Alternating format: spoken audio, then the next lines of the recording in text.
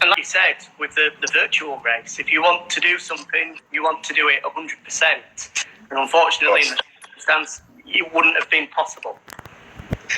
Of course. I told Ignasi Sanier when he called me and he invited me to this race, I said, if I join, I want to win. And they all laughed, but they in the inside they knew that I was half joking and half being serious, no? So finally I could make my promise and win that race. That was not easy. Was not easy because I think in the third corner, in the first chicane, Nakagami entered like a bull, and he took me off the track and I crashed. And was a difficult moment because I have to keep to say, okay, the race is long, it's 9 or 10 laps. Just be patient because it's gonna be more crashes from the other riders. But the problem was that just the rider in front of me was Quartararo, that was going away because he was a little bit faster than me. So I was difficult to keep the patient, no? Because I have to recover all the positions, but I had to try that Quartararo didn't go so much away, no? Because if he keep going away, I couldn't win the race. So luckily for me, he crashed much more times than me. He made more mistakes. So I was the fastest guy without Fabio, no, there. And little by little I recovered.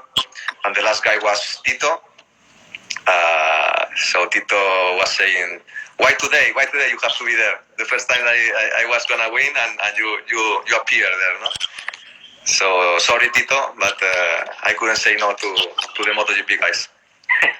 And obviously, unfortunately, the championship leader, Alex Marquez, who's won 2 races, also Maverick Vinales, who's won a race, won our last Grand Prix in Jerez, couldn't be there. Do you think, even with Alex Marquez and Maverick in there as well, 2 race winners, that you could have competed for the race win with them as well? Well, the thing is that just some days before the Silverstone race, they changed a little bit the behavior of the game, no?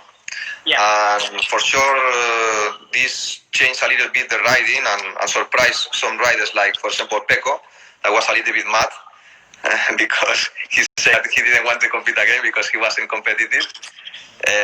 But luckily for me, I was practicing just when the game was out, so I knew the last physics. I was quite competitive. I saw a little bit the other races, not on live, but I see the results, and I knew Fabio was the fastest one, but also he made a lot of mistakes, no? And actually he was a little bit faster than me, not in the pole position because I made the pole position for just some little distance, but on the race he had something more, but he still make more mistakes, no, than me. So this creates the difference, and I could finish the race better than them. Maverick also was competitive, I think, and Alex Marquez, but I think Fabio was a little bit faster than them. So I don't know, maybe could be a little bit harder to win, but I could be there. And without, obviously, the crash from Nakagami, it will be a little bit easier. I think that's all part of the virtual race, though. I mean, Nakagami is taken out Marc Marquez, Alex Marquez, now you as well. So joining a good group of riders that Tak has taken out. Yeah. He's the Lorenzo on the Catalunya 2019, but in the virtual races. In the virtual race, of course. I'm just having a look here, Jorge, to see if anybody's been sending us any questions that we can come through. Of course, you can send them in. Here's one asking about your fitness as well. There's a couple of questions I'd like to ask off this. So Fawaz is asking how you're keeping up your fitness. Obviously, you know you've got the Jorge Lorenzo Fitness Challenge on Instagram going on at the moment. How are you working with that? Well, actually, the JL Get Fit Challenge has finished, I think, 2 days ago. So we already decided the winner. And now I keep training, maybe a little bit less intense now. I just do 1 hour and a half and 2 hours every morning, and then in the afternoon I have a free time. So normally I combine. Some days I do two parts of the body, two muscles, and also 45 minutes of cardio. And the rest of the next day I do another part of the body. I do this combination. In terms of your fitness, are you working towards a goal at all? Obviously, we don't know how many, if there will be any tests coming up for you to ride for Yamaha in. Are you sort of focusing on still getting out on a MotoGP bike in 2020, or do you think that might not be possible? No, I don't train as hard as when I was professional racer. Just try to be quite fit to be prepared for the time I will be again on the bike.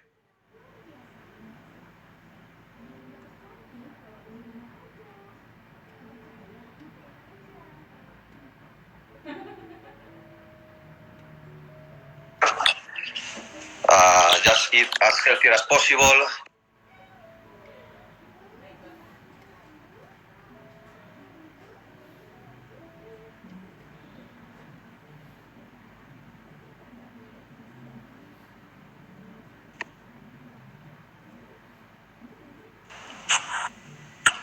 I think I lose you. I think we just lost some connection there. Sorry about that. I think we're all good to go now. So in terms of your celebrations tonight, obviously now that you're a MotoGP race winner again, how are you going to celebrate? Well, unfortunately I don't have my team here to celebrate. You know that when I win in the real life, I was the one who make more crazies and funny celebrations on the box. But this time I'm alone in home, and I don't think I'm gonna do a celebration. But I think tonight I will practice maybe in the MotoGP with my friends. Continuing practicing. Well, you deserve to celebrate at least a little bit, Jorge, now that you've won a race. I said beforehand, obviously the world has changed so much in 6 months, but when you sat down for that press conference in Valencia last year, did you ever expect in 6 months' time you would have won a MotoGP race on the PlayStation? Obviously nobody expected, especially the coronavirus situation. Nobody expected, because this never happened in the history. And, neither our parents or neither our grandparents lived through that, so it was completely new for us. We have to adapt to this situation. And finally, we arrive in the era of these online games that looks like every time is going to be more professional and more people is going to live from it. So it's kind of strange. I don't know if in 10 or 20 years forward they will replace us and they will be the real riders, no? Not like us. But I don't think this will happen. I think we will combine the virtual races with the real ones. I didn't imagine this happens, and you have to be always at your best in any circumstances, no? And these circumstances was this race in Silverstone on the PlayStation, and I tried to do my best. Well, you certainly did that, Jorge. Hopefully, we'll see you back out on track in real life in 2021. Are you still hoping to maybe do that wildcard performance next year?